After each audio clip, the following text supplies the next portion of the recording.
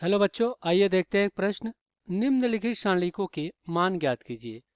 सारणी में 265, 240, 219, 240, 225, 198, 219, 198 और 181 दिया गया है। आइए इसको हल कर लेते हैं। सबसे पहले तो यहाँ पे हम क्या करेंगे, लिखेंगे मुख्य अवधारणा। ये क्या होगा इस सारणी के लिए?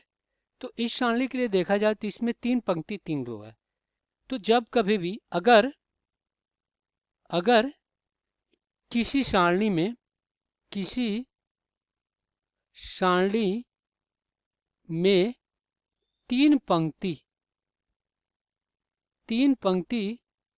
तथा 3 स्तंभ हो, 3 पंक्ति तथा 3 स्तंभ हो, तो उस सारणी को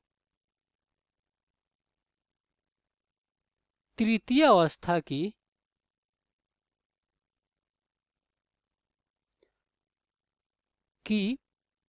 सारणी कहते हैं।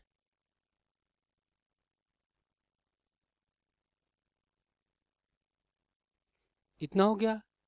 अब यहाँ पे अगर हम तृतीय अवस्था की एक सारणी लिखें तो ये क्या हो जाएगा आपका? देखिए, इनके अवयव हैं A B C D E F G H I. ये आपका क्या है और इनके क्या है? ये आपका कह सकते हैं कि ये R1 पंक्ति है और ये R2 पंक्ति है और ये R3 पंक्ति है। इस प्रकार ये क्या है आपका C1 और ये क्या है C2 यानी कि स्तंभ है, और ये क्या आपका C3 यानी 3 पंक्ति 3 स्तंभ है। तो इसको 3 क्रॉस 3 की सारणी बोलेंगे, यानी 3 गुणे 3 की सारणी है, 3 पंक्ति और 3 स्तंभ है। अब इसी प्रकार जो आपका प्रश्न दिया गया है इसको हल कर लेंगे। तो लिखते हैं हल। यहाँ पे सारणी को हम क्या कर रहे हैं, ए मान ले रहे हैं। माना ए बराबर सारणी में जो अवयव है उसको लिख लें।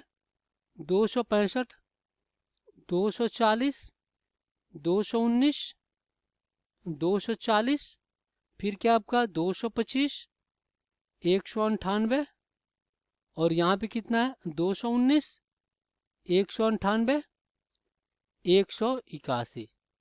ये आपका अवयव है। अब इसको साधारण तरीके से हल करने के लिए क्या करेंगे, यहाँ पे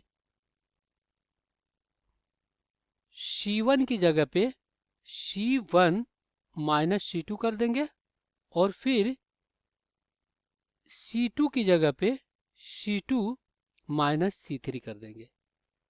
तो जो अपना सारणी बनेगा वो क्या बनेगा, ए बराबर क्या बनेगा? देखिए यहाँ पे कितना है 265, 265 में से 240 का कितना बचेगा, 265 में से 240 जाएगा तो 25 बचेगा। इसी प्रकार यहाँ पे घटाएंगे 240 में से 225 तो 15 बचेगा, और फिर यहाँ पे 219 में से 198 घटाएंगे तो 21 बचेगा। पुनः यहाँ पे इसी प्रकार घटाएंगे तो कितना हो जाएगा, ये हो जाएगा आपका 21, 27 और फिर यहाँ पे 17, और ये तो अपना ऐसे ही रहेगा। कितना रहेगा, ये रहेगा 219, 198 और ये कितना है 181। ये आपका बन गया। अब आप क्या कीजिए, पुनः यहाँ पे क्या कीजिए, आप C1 की जगह क्या कर दीजिए, C1 माइनस C2, 3 की जगह क्या कर दीजिए C3 माइनस 10 C2। ए बराबर क्या हो जाएगा, ए बराबर यहाँ पे क्या बचेगा 4 बचेगा, और फिर यहाँ पे क्या हो जाएगा 0। अब C1 की जगह पे C1 माइनस C2, 25 में से 21 का कितना बचेगा 4, 15 में से 27 को घटाएंगे तो माइनस 12 बचेगा, और फिर 21 में से 17 को घटाएंगे कितना बचेगा 4 बचेगा। ये भी पुनः यहाँ पे क्या हो जाएगा, यहाँ पे हो जाएगा आपका 21, 27, 17 और ये आपका रहेगा। अब यहाँ पे C3 की जगह पे C3 माइनस 10 टाइम क्या है C2 है। अब C3 की जगह पे C3 माइनस 10 गुणे C2, तो यहाँ पे अगर इसमें 10 से गुणा करते हैं 210, 219 में से 210 जाएगा कितना बचेगा 9 बचेगा।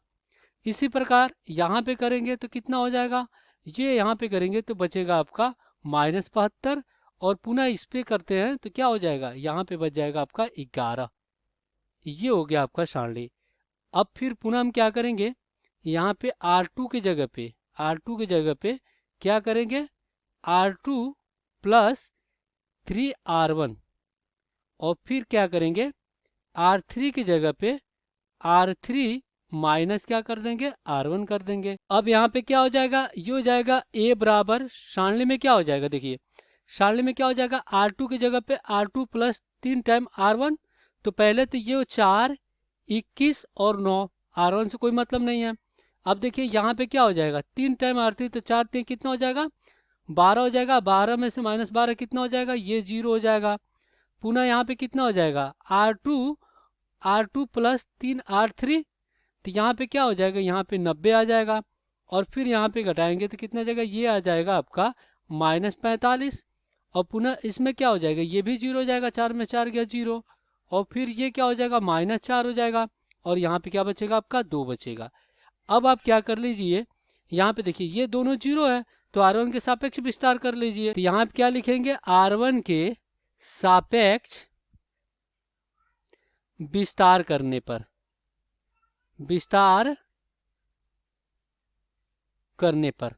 तो R1 के सापेक्ष जब विस्तार करेंगे तो देखिए ये वाला छोड़ेंगे और इसको छोड़ेंगे, तो ये देखिए तो 0 0 है। अब इसका गुणा हो जाएगा, 9 दूना 18, 180 और -4 × 45 कितना हो जाएगा, ये हो जाएगा आपका माइनस माइनस प्लस, और फिर माइनस हो जाएगा क्योंकि इसका गुणा माइनस के साथ होता है, तो ये कितना हो जाएगा, 180, ये भी हो जाएगा।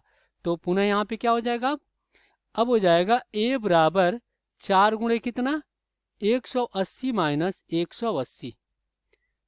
अब ये क्या हो जाएगा, ये वाला पूरे पार्ट 0 हो जाएगा, क्योंकि देखिए यहाँ पे अगर हम इसको लेते हैं 21, तो फिर 0 का गुणा इसमें होगा 0, और इसका गुणा 0 में 0 हो जाएगा, तो 21 गुणे 0 क्या हो जाएगा, 0 हो जाएगा। तो ये प्लस है तो ये -0, और फिर यहाँ पे देखिए अगर हम इसको लेते हैं तो ये और ये छोड़ेंगे तो 0 का गुणा 4 में 0, इसका गुणा 0, तो पुनः यहाँ पे क्या आ जाएगा, ये आ जाएगा आपका +0। अब देखिए माइनस प्लस है, ये कट गया। अब यहाँ पे A बराबर कितना आ जाएगा, 4 से गुणा होगा 0 में 0, तो ये क्या हो जाएगा, आपका उत्तर हो जाएगा। आशा करते हैं बच्चों ये प्रश्न आपको समझ में आया होगा। धन्यवाद।